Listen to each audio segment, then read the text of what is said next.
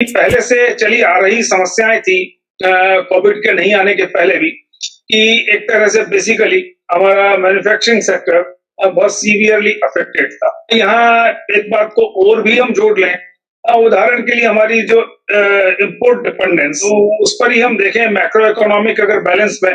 तो लगभग $160 बिलियन का जो ट्रेड डेफिसिट है, ट्रेड डेफिसिट के अलावा कोई रिपोर्टिंग नहीं होती है, लेकिन करीब हमारा $40 to $50 बिलियन का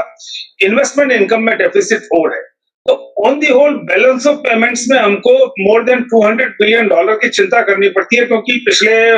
29 सालों में हमने इतना ज्यादा एफडीआई एक्यूमुलेट कर लिया और आउटबाउंड डायरेक्ट इन्वेस्टमेंट हमारा उतना है नहीं। जो आउटबाउंड डायरेक्ट इन्वेस्टमेंट है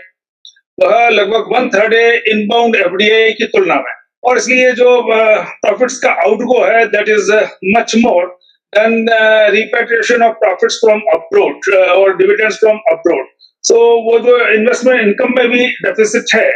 और चूंकि हमको लगभग $200 बिलियन का यह जो बैलेंस ऑफ पेमेंट क्राइसिस हो जाता है $160 बिलियन का, तो ट्रेड में और लगभग $40 to $50 बिलियन का इन्वेस्टमेंट इनकम है, उसको बैलेंस करने के लिए we were getting almost blackmailed to open up ever newer sectors for FDI, क्योंकि लगभग हम अपना जो ट्रेड डेफिसिट और इन्वेस्टमेंट इनकम का डेफिसिट जो है, लगभग उसमें से 1/3 या 40% तो we can bridge by export of services. Another 40% we were bridging or 45% we were bridging by this